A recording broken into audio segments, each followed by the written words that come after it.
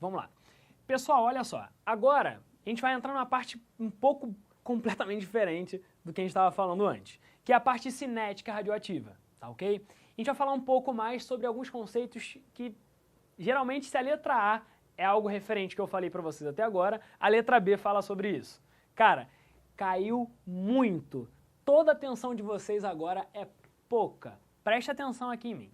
Gente, falando um pouco mais sobre a nossa cinética radioativa, preste atenção aqui no seguinte.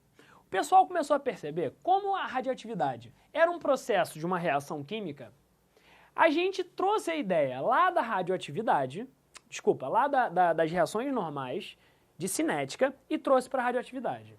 A gente percebeu o seguinte, a gente percebeu que a velocidade de um processo radioativo era proporcional, olha aqui, simbolizando a proporcionalidade, não é a partícula alfa não, hein, cacete, é proporcionalidade, porra, ao número de núcleos radioativos que existem no meio. Quanto maior for o número de núcleos radioativos, maior é a velocidade, maior é a cinética do processo. Então, qual é a conclusão que a gente tira?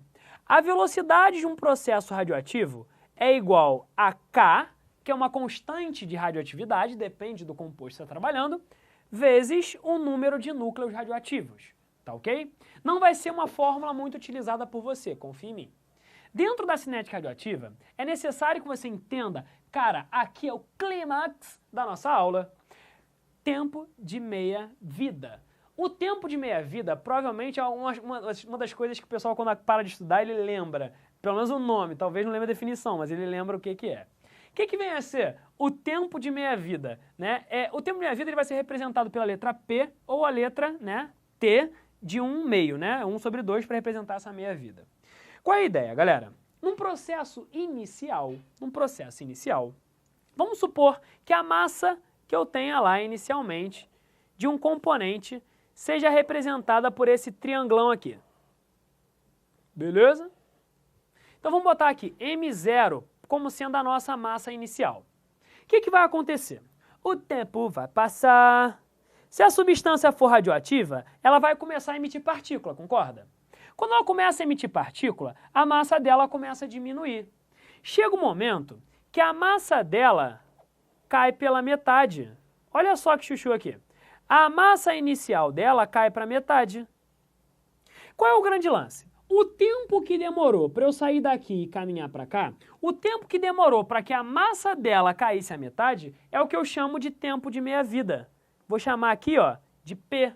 Aqui passou uma meia-vida, que foi o tempo necessário para que a atividade dela fosse reduzida à metade. Perfeito? Eu diminuí a massa à metade. Se eu continuasse,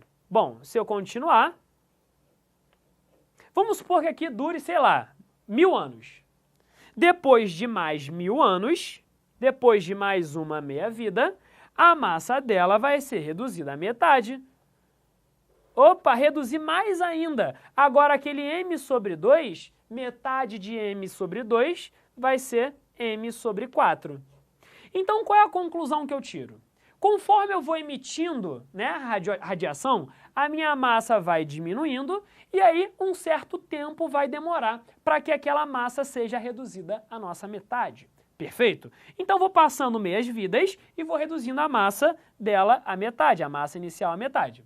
Com isso surge para a gente uma formulita, uma fórmula para a gente tentar quantificar essas massas.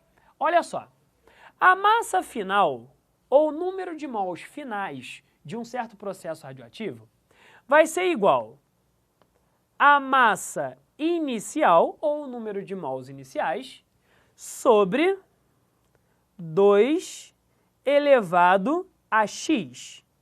Professor, o que é esse x daqui? Esse x daqui corresponde ao número de meias-vidas que esse processo foi sofrendo. Por exemplo, olha só que coisa bonitinha. Comecei com M0. Passou uma meia-vida. A massa final, o M, foi o M0 sobre 2, olha só, elevado a 1. Por quê? Porque passou uma meia-vida só. Agora, vamos supor que eu caminhe daqui para cá. Bom, a massa final foi igual a M0 sobre 2 elevado ao número de meias-vidas. Se aqui passaram 2 meias-vidas, 2 elevado ao quadrado ficou 4. Vamos supor que eu queira, por exemplo, passar 5 meias-vidas. Se eu quiser passar 5 meias-vidas, no final das 5 meias-vidas, qual vai ser a massa final? Vai ser a massa inicial sobre 2 elevado ao número de meias-vidas, 2 elevado a 5. 2 vezes 2, 4, vezes 2, 8, vezes 2, 16, vezes 2, 32. Então seria m0 sobre 32. Beleza? Então, o número de meias-vidas que vão passando, né, eu boto lá m0 sobre 2 elevado a x. Perfeito? Posso trabalhar com o número de mols também sem problema. Perfeito até aqui, gente? Só alegria? Então, guarda essa ideia que isso é importantíssimo. Você vai continuar comigo. Continuar comigo no seguinte. Cara, existe um outro conceito, não lembro de ter aparecido em vestibulares, mas se aparecer, só tu vai saber. Que é o conceito, cara, de vida média. O conceito de vida média consiste no seguinte, deixa eu passar para cá para ficar mais bonitinho para vocês. O conceito de vida média, ele consiste no seguinte. Qual é a definição de vida média?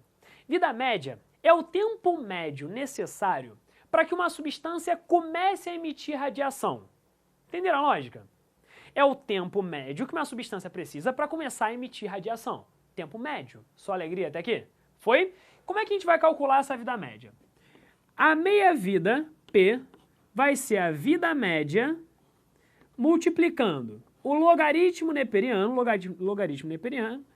natural, de 2. Esse ln de 2, ele vai ser igual a 0,693. Então, passou para cá, o que vai ser a vida média? Vai ser o tempo de meia-vida dividido por 0,693. Tá legal? Então, é uma formulinha que eu quase nunca vejo aparecer. Para ser sincero, não lembro nem a última vez que caiu essa vida média. Mas se aparecer, isso aí é para prova específica. Se aparecer para você, aluno específica, FUVEST, Mundo, olha para cá, Harvard, Cambridge, ô maluco, se aparecer alguma vez na tua vida, você já sabe. Então, o tempo de meia-vida é a vida média vezes o logaritmo natural ou o logaritmo neperiano de 2. Só alegria? Beleza? É nóis? Foi? Show!